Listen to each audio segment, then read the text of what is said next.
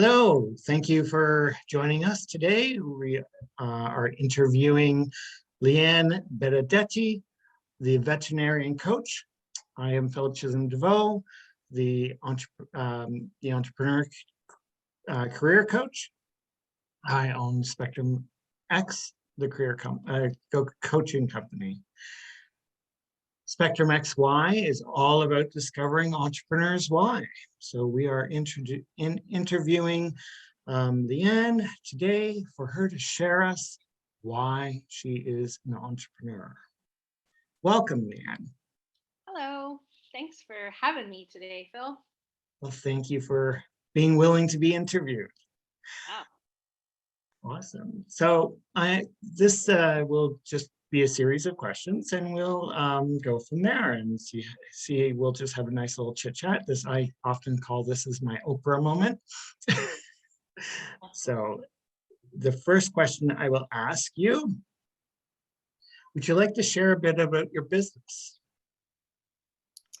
I sure can share a bit about my business. It is essentially a culmination of all of my career and work that I've done up until now in my life. So the veterinary coach exists because I am a veterinarian. That's my original trade, and I have been in practice for 25 years this year. And that journey over the last 5 or 6 anyway has taken me into certified coaching as a way to support my veterinary peeps and help them with the challenges that we face at this point. And so it's the amalgamation of all of my veterinary wisdom and experience and knowledge. Well, I'd like to think wisdom, and all of my coaching, learnings and teaching resources and such to try and create that safe space for the veterinary community to talk and grow and learn. Awesome. Thank you. So what I'm hearing is that you're taking your prior career as a veterinarian, and you saw a need in the with veterinarians, that you thought you could help people out. Is that basically it? That is correct, except it's not quite the prior career yet, because I still actually do practice 2 days a week in veterinary medicine. So it's a bridged version. How's that? Okay. Wonderful. Yes. And yes, the need is great. And I truly believe that I can help. So that is the why. Awesome. So this isn't your first time around being an entrepreneur, because you're currently still a vet, but running a coaching company. So may I ask, what led you to become an entrepreneur? Right. Perhaps, since I'm speaking to the entrepreneur career coach, this is not the right answer. However, I think it was by mistake and necessity, maybe. I like that. I'm going to say it definitely was not purposeful. I definitely, from very small person, 6 years old, 7 years old, was that person that wanted to be a veterinarian. And along that journey decided that did include veterinary practice ownership. There was zero awareness that meant entrepreneurship. And we get zero practice or teachings or learnings on business. And so I can honestly say that one was by mistake. And then when I stepped out into ownership first, it was with, I created a mobile veterinary service, so house call only, the second one in our area, one of the first few in Ontario.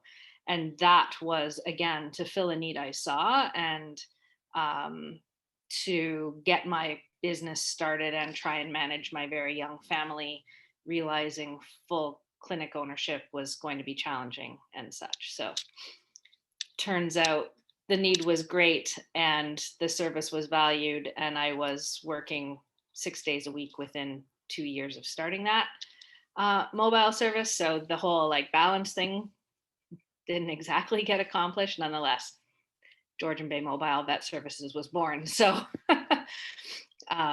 yeah, and so this would be number 3. So the mobile service was born, the veterinary hospital was built to support that mobile service, and now the veterinary coach has shifted into supporting the people of veterinary medicine instead of the doing of veterinary medicine. I'm seeing a lot of shifting and adjusting and meeting needs. You've said that many times, which is, you know, as the entrepreneur coach, I often, what need are you fulfilling? What does society need from you? Why does your business need to be in existence? Right? Yes. Yes. Really, and it is really a basic economic question that most people just do what they do, but you were actually approaching it from a need space, which is really nice to hear. So congratulations on that. Thank you. Thank you. So I'm going to ask the next big question. Okay. Why did you become the veterinarian coach?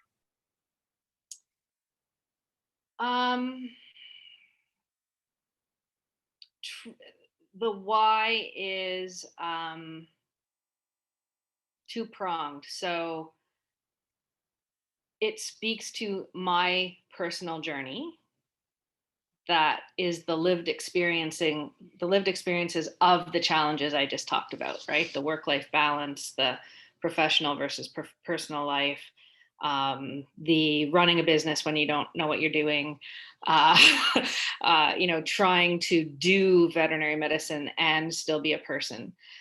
So it's that lived experience and the challenges that I encountered related to that I had to deal with, and can't say I dealt with perfectly, certainly did falter, certainly did learn and grow. And it's from that learning and growing that now I can see that there is a different way, a better way, more skills and tools and resources than what we realize are out there. And so truly it is to bring all of that to the people that I know are going through the same things that I have gone through. Right. Yeah. And yeah, help them, support them. Awesome. I find that you've touched a couple of key points. You are a vet. You go to school to become a vet. And in school, do they teach you anything about the business side, or they might have a high level? No. So when I went through school, which is granted 30 years ago, I guess, no. Now I believe there are some business courses. I don't know what they really look like. I feel like maybe they're a bit more around negotiating contracts and like identifying those kind of things, and not really about the running of the business, the nitty gritty of all of that, and you know, the bookkeeping and the financial management and the benchmarks and the you know, that whole management piece. There, I would say there is nothing. Right. Right. Because you're good at what you do, not necessarily running the business, right? And I find that with a lot of my clients as well, is, you know, they're really good at what they do, and if they don't have the financial resources to outsource, it is a gradual point when you can shift from being what you do, but at the beginning you're wearing so many hats. You're doing the payroll, you're doing this, you're doing that, you're marketing, and all that falls on your hands unless you're outsourcing. So it's a big an adjustment because it's more than what you do. Absolutely, for sure. Yeah. So what character strengths have you noticed more as an entrepreneur that you may not have noticed before? Sorry. That comes most easily related to this last little adventure with the veterinary coach. So veterinary medicine holds its own character strengths that are all about evidence, science, data, wisdom, perspective, focus, judgment, all of those types of character strengths. This veterinary coach business has made me realize that access to creativity and innovation and vision and really trying to create a new path forward is one of the key things that I do now that is A, not my comfort zone, and B, I have strengths in that I didn't really understand or know that I had, and that I used in the past without really knowing it, right? One of the first mobiles in Ontario. So it shows up there, but I didn't identify it like that. Now I actively see myself trying to create a big, like a movement to a better place, and hold that vision of positivity and strength and resilience and agility and all of those things, which is new to me. So I would say that is probably my biggest learning about character strengths related to entrepreneurship. Awesome. You've actually seen it in your life then. Yes, absolutely. Yeah. Awesome. And I only bring that up simply because I know coaches, so you're a coach, I'm a coach, we work on who the person's being as well as what you do, right? Yeah. Like you are more than what you do. Yes. And the part of the challenge that I had and many veterinary folks have is that we don't have the time or energy for that part of us. And so it's very easy to forget it exists. And so therein lies the, it's easy to put your head down and focus and do. And you can do that because that's the nature of the business.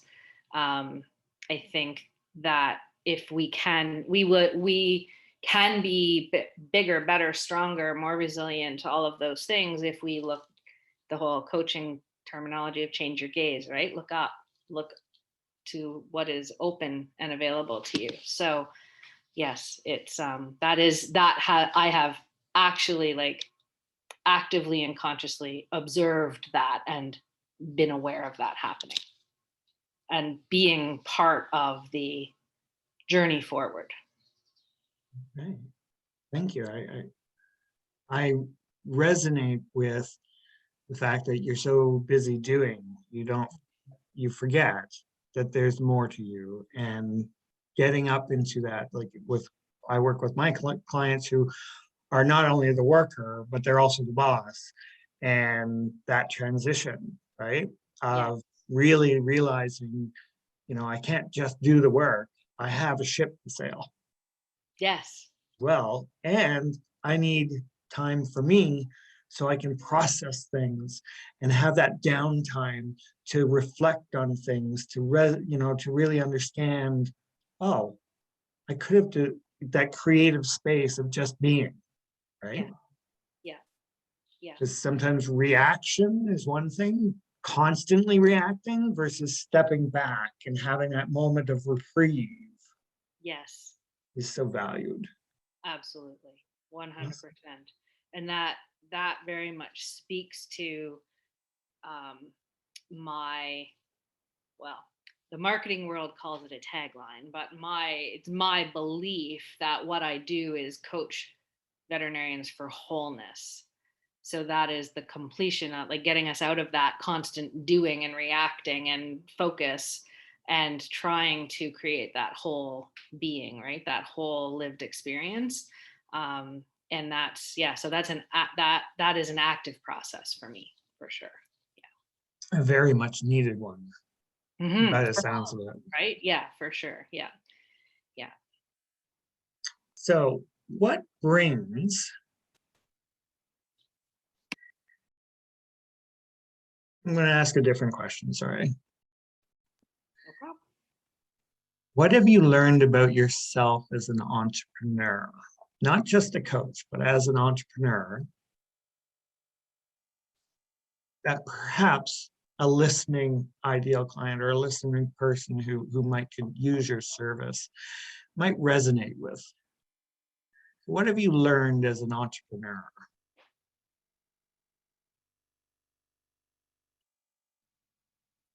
What have I learned as an entrepreneur, about myself as an entrepreneur? I think what is coming up for me, which is, I think, hard to necessarily say, but is very true, is that it's really freaking hard. It's really hard. Like, it's hard to be the driver of the bus all the time. And know that you need to stop and take breaks and all of that, and also feel the need that you, or feel the pressure that you can't. And so whether you're a veterinarian or a jeweler or a bookkeeper or an accountant or whoever else you are, and whatever you're doing, when your business and when you're an entrepreneur and you hold that close to your heart, it's very hard to separate the two things and to remind yourself that you need a rest. I like that. I often share with my clients that being an entrepreneur is facing your demons every day. Yes. It's great joy, but you're the boss. You're it. You can't, there's nobody else to blame, really. It's you. So if you tend to procrastinate, or if you crumble under stress, or if you just dive into work during these, become a workaholic, it's you're facing you every single day. And that's something, not saying that people who have a job or a career don't face, but many have an infrastructure that they're just part of the whole business wheel. Yes. Being an entrepreneur, you're responsible for the entire thing. You are the hamster on your wheel. Yes. Exactly. And there are times that you wake up and, I don't know, I've had several businesses, and different fields, and it doesn't matter which field you're in. There's that confidence piece that when you're going into a new industry, you might really know your stuff, but it takes that time to develop those and experience of all those unique situations, and being very clear on who you serve and who you best serve, versus just grabbing everybody for money. That's right. Yes. Yeah. Who you best serve and how you best serve them and show up for them. True. Right. Yeah. It's it's really hard. Really, really hard. Yeah. Awesome. Well, thank you very much. Our next question is, what brings you joy as a person and as an entrepreneur? So that's a two-sided question. So let's deal with you as a person. What does Leann do to feed her soul and give her joy? that is so. You know what? I've actually thought a lot about this because at one point I really didn't have much of an answer to that question. Um, and so now I'm pretty clear about that. It is my family, spending time with my family, which of course has been a challenge. Um, and even without the physical connection, knowing that that connection between us exists and believing in that. Um, it is gardening, being out in nature. I have a wave runner. We are fortunate enough to live close to Georgian Bay, so I can get out on that and just go and ride the waves and scream if I want to and laugh if I want to and cry if I want to and do whatever I want out in the water. And my pets. And I am a Reiki practitioner. So I work with a lot of crystal energy. So that actually does bring me joy. And doing what I do, both in veterinary medicine and in coaching, does actually bring me joy. There is a lot of joy, which I translate into like energy in, that I get from helping people and helping people achieve their goals and being able to do my job well. So I have many sources of it now inside and outside of my professional life, speaking to that wholeness place, right? So Nice. yeah. Sounds very well balanced, because as much as what I also heard is in your active career as a coach, the fact that you're helping somebody is feeding your soul. Yes. So that act of giving Yes. and that reciprocal receiving Yes. in your own career. Yes. Yeah. Lovely. And that was, it took me a while to realize. And of course, when we started all this, there was no such thing as Simon Sinek and your why and the Spectrumx why and that kind of stuff. But and when I actually really sat down and thought about it, it is the relationships that I build and that I hold between my patients, so the pets, and their people, and now my teammates and my now my coaching clients and the people that I encounter along the way. Those are a large source of joy for me.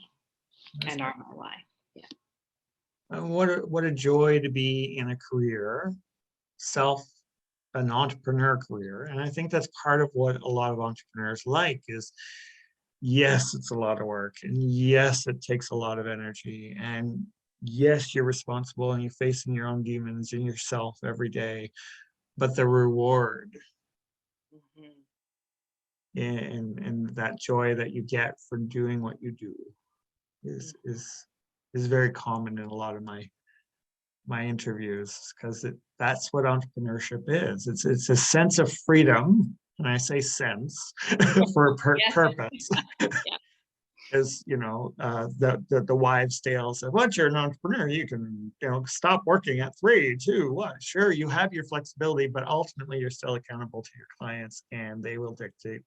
You're accountable to your clients. So there's that relationship between you and your clients. Yes, you have more freedom. Scheduling and time management is all part of that. Yeah, for sure.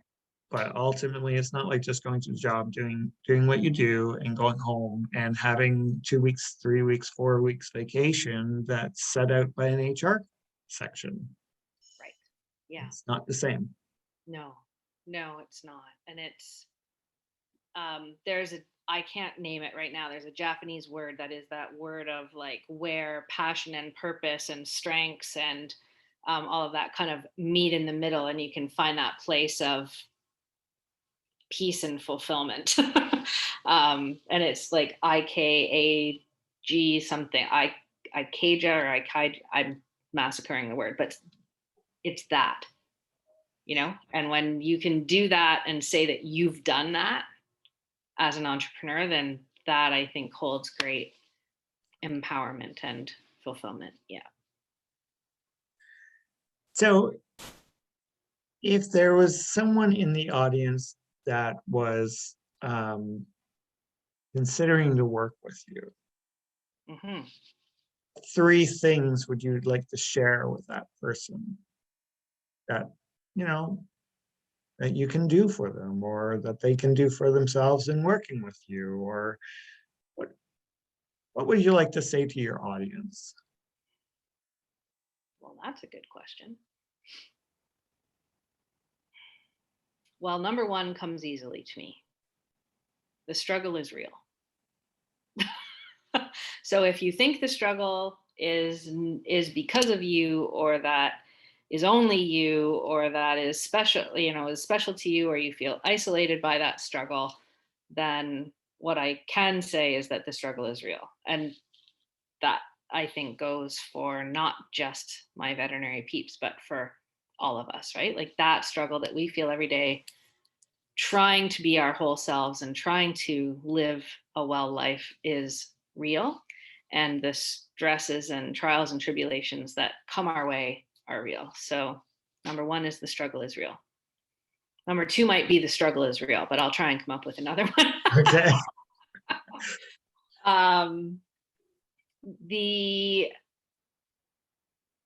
You always have a choice. So Like that one. Yeah, that one was a very moment where I actually remembered I have choice, and that I actually stand in choice a million more times a day than I think I do. So I personally fell into a trap where everything was a reaction, like you say, like we're living in that reactive world, and there was a lot of shoulds, and there was a lot of have tos, and there was a lot of those kind of moments where it's reactionary, and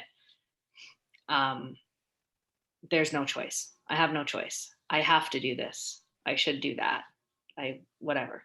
And if I now understand that I do stand in choice all the time, every moment of the day, with everything that I do, and no choice is still a choice. So the struggle is real. You stand in choice. You're stronger than you think. And why is that one important? Because I think a lot of us reach a point where we're ready to pack it in, right? More times than we want to admit. Exactly. And I feel like it's very easy to think that means we are weak, and we are not good enough, fast enough, strong enough, resilient enough, whatever enoughs there are, whatever word you're putting in front of enough that you're not. I would argue differently. And I now believe that about myself. And I can say that without feeling selfish, arrogant, whatever other adjective we want to add to that. What I do know is that I'm stronger than I think. And when I know I stand in choice and have validation that the struggle is real, that is what I need to move myself forward. So as a coach, I feel like we are very much part of those 3 steps for our clients. And those are the things that we believe for them, even if they can't, when they start working with us.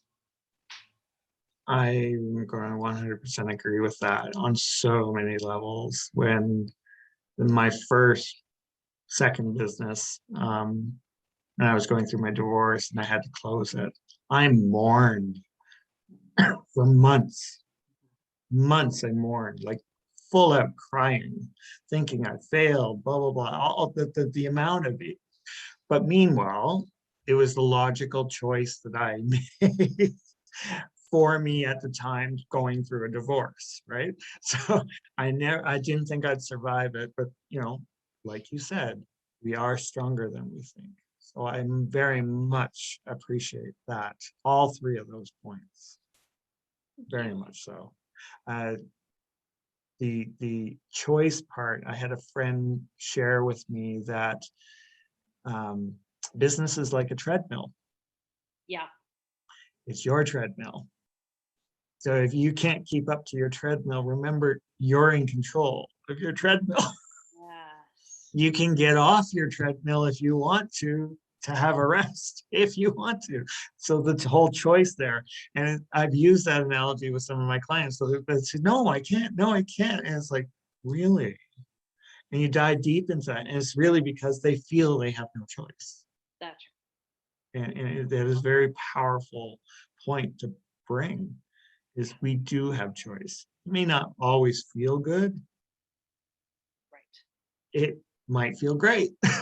Yes. And might feel very different, Yes. because we're so used to reacting constantly.